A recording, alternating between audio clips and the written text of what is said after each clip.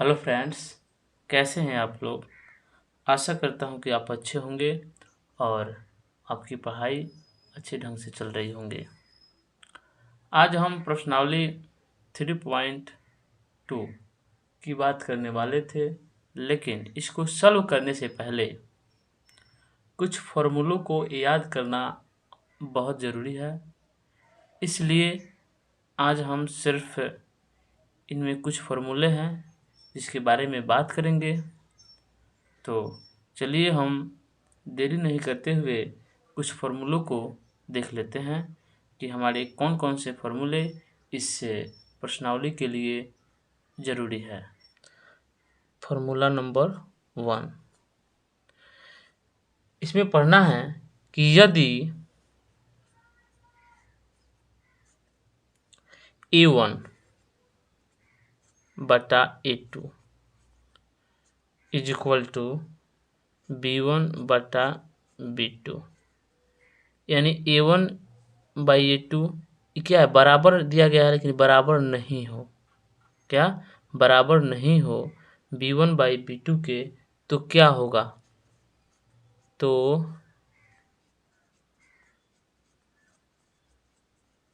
समीकरण निकाय क्या होगी, संगत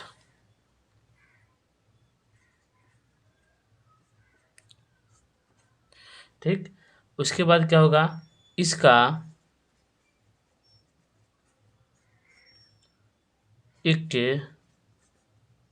अद्वितीय, क्या अद्वितीय हल होगा। साथ ही इस समीकरण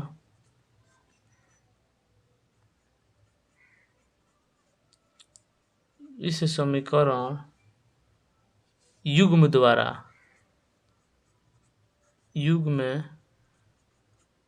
द्वारा आलेखित रेखाएं क्या होंगे, रेखाएं एक दूसरे को एक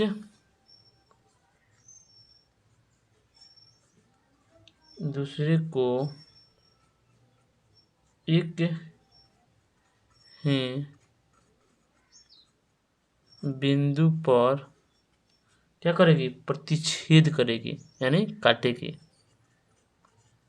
प्रतिच्छेद करेगी या करती है। ठीक, देखिए यदि A1 बाई A2 बराबर नहीं है B1 बाई B2, तो समीकरण निकाय क्या होगी, संगत होगा। ठीक, इसका एक अद्वितीय हल होगा। ठीक, साथ ही इस समीकरण युग्म द्वारा आलेखित रेखाएं एक दूसरे को एक ही बिंदु पर प्रतिच्छेद करेगी। इसमें अनेकों प्रकार के ऑब्जेक्टिव क्वेश्चन बन जाते हैं। ठीक, अगर दे दिया जाएगा A1 by A2 not equal to B1 by B2, option में दे देगा इसका अद्वितीय हल होगा, अनेक हल होगा, एक हल होगा, कोई हल नहीं होगा, एवं बहुत सारे ऑप्शन बना सकता है। इसलिए हमें इसको एकदम बढ़िया से यानी कंठस्थ रूप से याद कर लेना है, क्योंकि इससे अनेक क्वेश्चन बनाए जा सकते हैं। इसके बाहर कोई क्वेश्चन आने की संभावना नहीं है। दूसरी पॉइंट देखें तो क्या कहता है, यदि A1 बाई A2 बराबर B1 बाई B2 बराबर नहीं है C1 बाई C2, तो क्या होगा, तो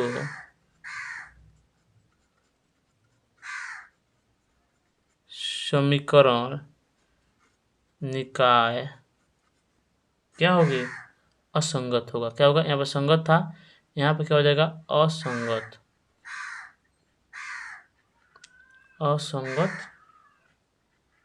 होगा। ठीक, और इसका कोई हल नहीं होगा। ठीक, साथ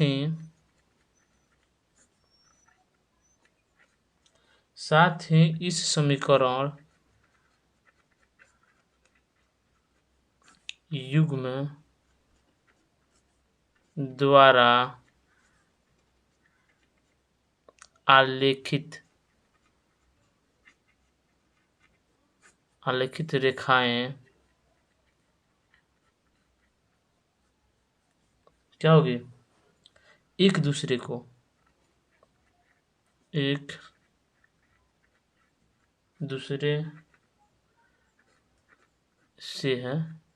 से क्या होगी, समांतर होगी, यानी समांतर होगी। ठीक, यानी एक दूसरे को कहीं भी प्रतिच्छेद नहीं करेगी। ठीक, ये हमारा पॉइंट नंबर 2 हो गया। अब हम पॉइंट नंबर 3 की बात करते हैं।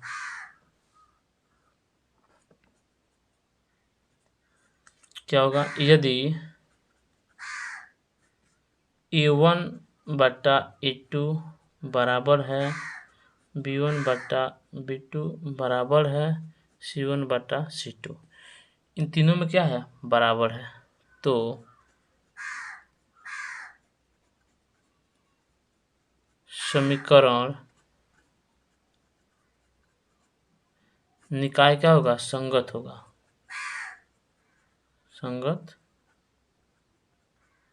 होगा। इसका क्या होगा, इसका अपरिमित रूप से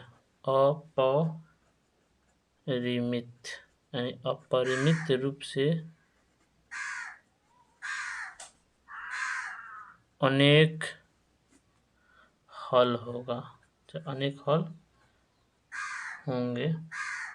साथ ही इस समीकरण युग्म द्वारा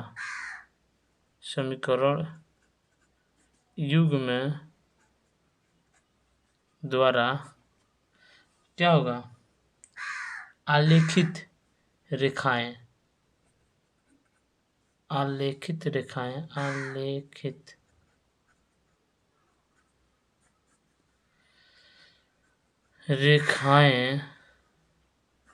समपाती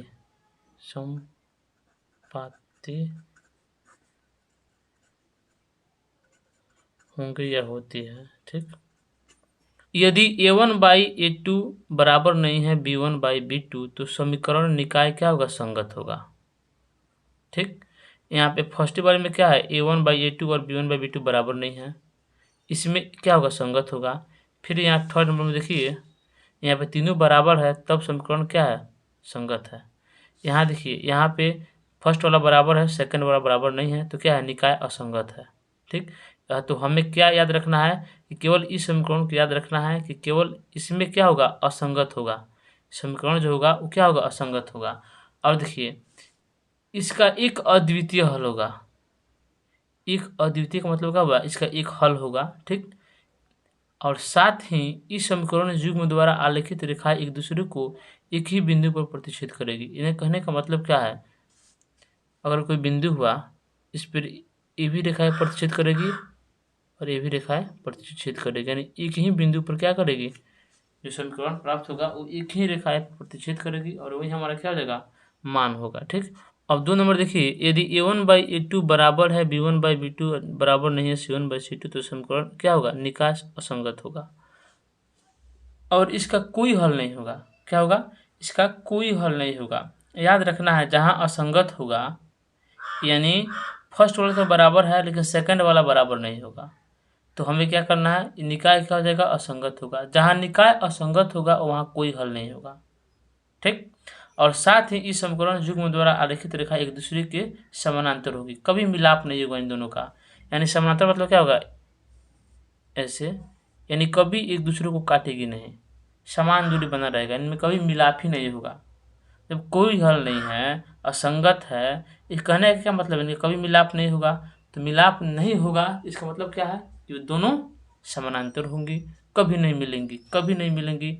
ई बढ़ती जाएगी, ये भी बढ़ती जाएंगी, और इनके बीच के डिस्टेंस क्या होगा, हमेशा इक्वल होगा, यानी हमेशा बराबर होगा। ठीक, अब देखिए पॉइंट नंबर 3, इसमें क्या है, सभी बराबर है। जब सभी बराबर है तो निकाय संगत होगा। आज सभी बराबर है तो इसका अपरिमित रूप से अनेक हल होंगे, यानी बहुत सारे हल होंगे। आज जब बहुत सारे हल होंगे तो रेखाएं क्या हो जाएगी, संपाती हो जाएगी। संपाती मतलब क्या हुआ, एक दूसरे के ऊपर चढ़ जाएगी। देखिए जैसे मतलब कि लाइन हो गया, इसी के ऊपर एक लाइन ई हो गया, इसी के ऊपर एक लाइन ई हो गया, यानी संपाती मतलब एक दूसरे के ऊपर ओवरलैप करेगी। ठीक, तो चलिए आज के लिए इतना ही। आप इस तीनों फार्मूलों को रट लीजिएगा, स्क्रीनशॉट ले लीजिए, आप इन तीनों फार्मूलों को रट लीजिएगा। हम इसी में ही सारे क्वेश्चन को क्या किया है, समराइज कर दिया है, यानी एक ही जगह पे सारे क्वेश्चन को लिख दिया है। आपको कहीं और ऑब्जेक्टिव क्वेश्चन खोजने की ज़रूरत नहीं है।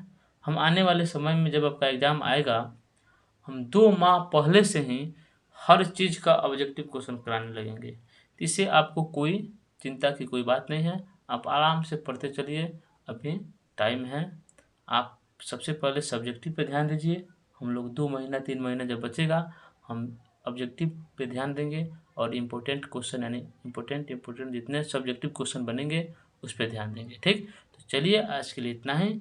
आप इस वीडियो को लाइक कीजिए। देखिए लाइक करने में आपको क्या जाता है, आप जितने लोग देखते हैं सबसे पहले ये सोचिए कि हमें लाइक करना है। अगर आपको पसंद नहीं आ रहा है तो फिर कमेंट सेक्शन में बताइए कि हमें क्या सुधार करनी चाहिए, आपकी क्या मांगे हैं, तो हम उसे पूरा करेंगे।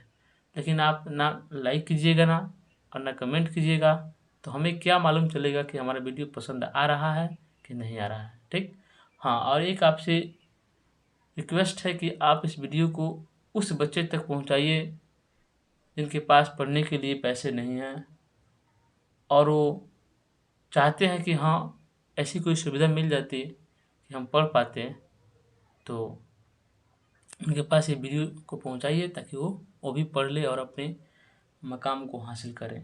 ठीक, तो चलिए आज के लिए इतना ही। जय हिंद।